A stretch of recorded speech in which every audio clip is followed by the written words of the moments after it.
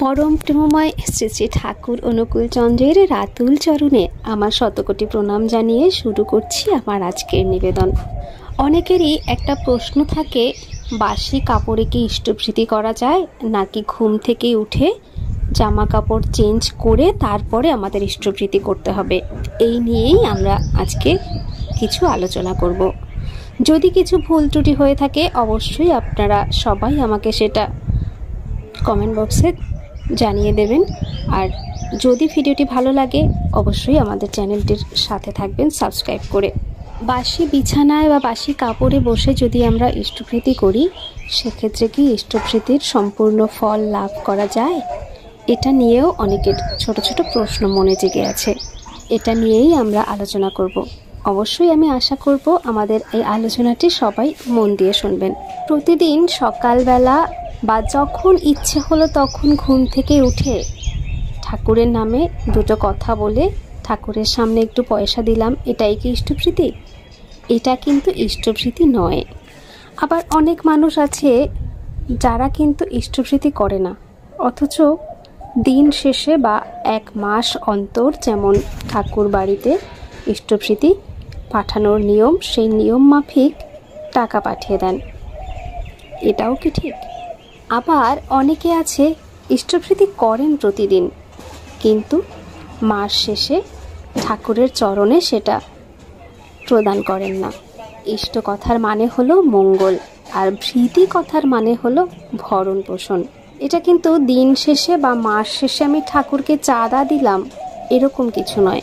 আমরা আমাদের জীবনের মঙ্গলের জন্য তাকে ভরণ পোষণ করানো বা তাকে ভরণ পোষণ দেওয়াই হলো ইষ্টপ্রীতি। যদিও আমাদের কোনো ক্ষমতা নেই স্বয়ং ভগবান বা শ্রী শ্রী ঠাকুরকে ভরণ পোষণ করানোর মতন। আমাদের মনে যদি অহংকার থাকে সেক্ষেত্রে কিন্তু আমরা কখনোই মঙ্গল কামনা করতে পারি না। আমরা ইষ্টপ্রীতি করছি না, কিন্তু দিন শেষে ঠাকুরের চরণে চাঁদা দিচ্ছি, এটাও কিন্তু একটা দম্ভ। এই যে অহংকারটা, এটাই আমাদের জীবনকে চূর্ণ বিচূর্ণ করে দেবে। সবার আগে আমাদের নিজেদের মধ্যে যে অহংকারগুলো রয়েছে সেগুলোকে চূর্ণ বিচূর্ণ করতে হবে। তার জন্যই শ্রী শ্রী ঠাকুর ভক্তি ভরে অন্তর থেকে ইষ্টপ্রীতি করতে বলেছেন। আমরা আমাদের জীবনকে যদি মঙ্গলময় করে তুলতে চাই, তেমনি মঙ্গলময় জীবন লাভ করতে গেলে মঙ্গলেরই পূজা করতে হয়। আর মঙ্গল মানেই হলো আমাদের ইষ্ট বা ইষ্ট দেবতা। তাই বলি, আমরা যখনই ইষ্টের পুজো করব তখনই আমাদের জীবন মঙ্গলময় হবে। আর এই ইষ্টের পূজা তখনই সার্থক হবে যখন আমরা ভক্তি ভরে এই পুজো করব। অর্থাৎ আমাদের ভগবানের যে আদেশ নির্দেশ রয়েছে সেগুলোকে মেনে চলতে হবে পুঙ্খানুপুঙ্খভাবে।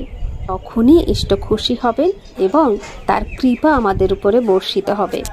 ঠাকুর একটা সময় বলেছিলেন, যতই আসুক আপদ বিপদ যেমনই হোক প্রাণ, ইষ্টপ্রীতি আনেই আনে সবার পরিত্রাণ। আমাদের জীবনে যত আপদ বিপদ, যত ফাঁড়া, সেগুলো রুখতে, সেগুলো কাটাতে আমাদের ইষ্টপ্রীতি পালন করতেই হবে নিয়ম মাফিক। তবেই গিয়ে আমরা সুখে থাকব, শান্তিতে থাকব।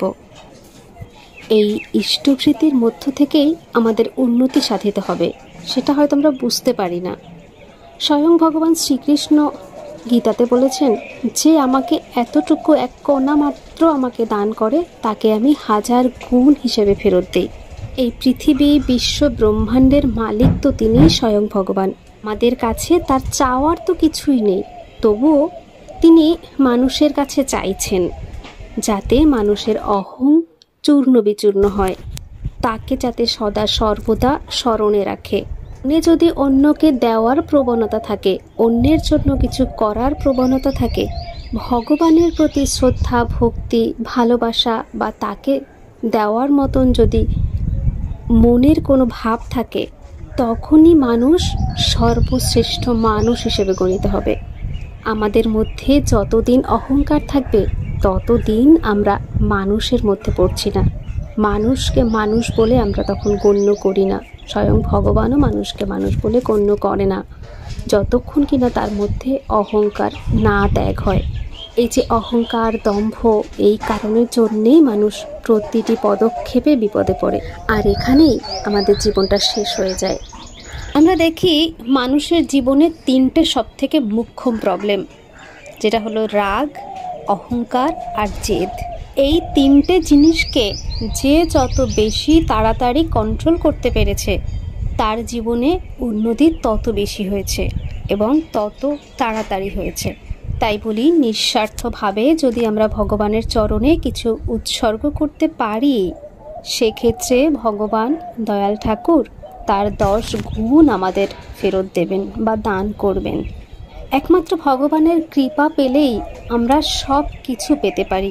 পরম দয়াল শ্রী শ্রী ঠাকুর ইষ্টপ্রীতির চল তৈরি করেছিলেন।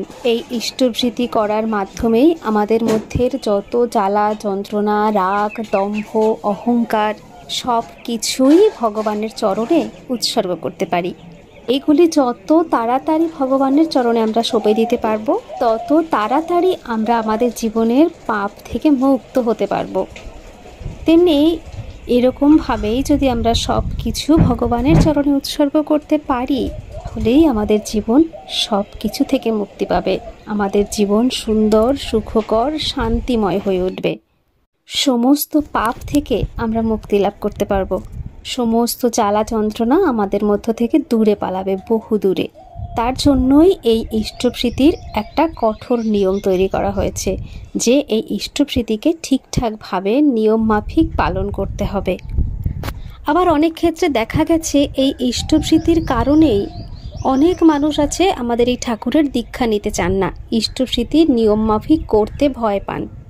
কিন্তু যেদিন তারা জানবেন বা বুঝতে পারবেন যে ইষ্টপ্রীতি যে কতটা অমৃত সুধা নিয়ে আসে আমাদের জীবনে, সেদিন ঠিক আমাদের ঠাকুরের চরণে এসে সবাই আশ্রয় নেবেন। এই ইষ্টপ্রীতি যে শুধুমাত্র স্বয়ং শ্রী শ্রী ঠাকুর অনুকূলচন্দ্রই যে প্রচলন করেছেন সেটা কিন্তু নয়। এই ইষ্টপ্রীতির চলন হয়েছিলেন শ্রীকৃষ্ণের যুগ থেকে। সেক্ষেত্রে শ্রীকৃষ্ণের বেলাতে নামটা ছিল অন্যরকম, ইষ্টপ্রীতি ছিল না।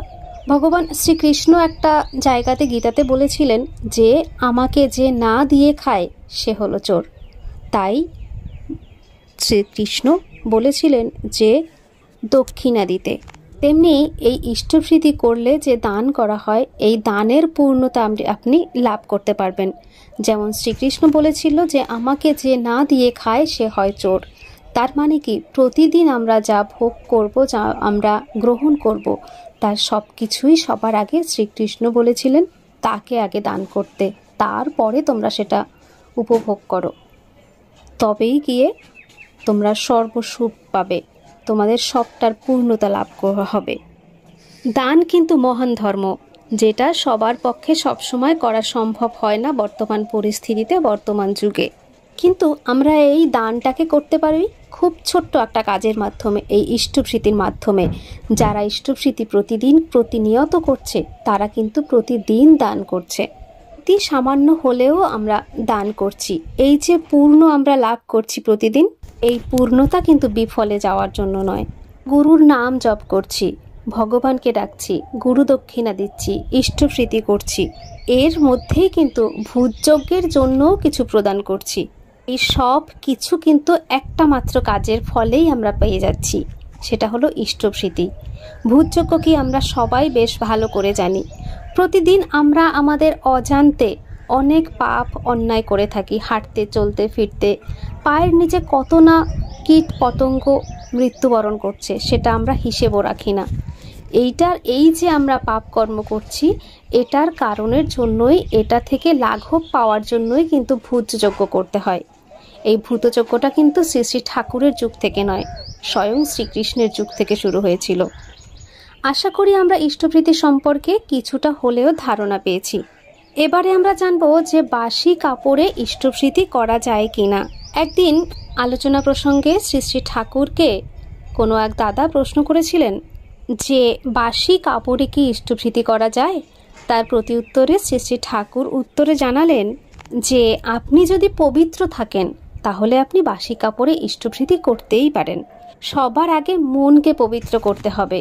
মন যদি পবিত্র ভাব না থাকে, মনে যদি পবিত্র ভাব না থাকে, সেক্ষেত্রে ওই ইষ্টপ্রীতির কোনো মূল্য নেই। আপনি বাসি কাপড়েই বা করুন, বা কি আপনি নতুন বস্ত্র পরিধান করেই বা করুন, বা ধোয়া কাপড় পরিধান করেই বা করুন, মনের মধ্যে সংশয় নিয়ে ইষ্টপ্রীতি করলে সেই ইষ্টপ্রীতির কোনো ফল লাভ হয় না। তবে আপনারা প্রত্যেকের জন্য আলাদা আলাদা শুদ্ধ বস্ত্র রাখতেই পারেন, এটা মনের শুদ্ধির জন্য। সেই কাপড়গুলো কেবলমাত্র ওই সময় পরিধান করবেন এবং শুদ্ধ মনে শুদ্ধভাবে ইষ্টপ্রীতি পালন করবেন এবং ঠাকুরের কথা চিন্তা করবেন। আপনাদের মনের মধ্যে যদি সংশয় থাকে যে আমি বাসি কাপড়ে ইষ্টপ্রীতি করব না, বাসি কাপড়ে ইষ্টপ্রীতি করলে মন খুঁতখুত করে, এরকম অনেকেরই রয়েছে, এই ক্ষেত্রেই আপনারা এটা করতে পারেন।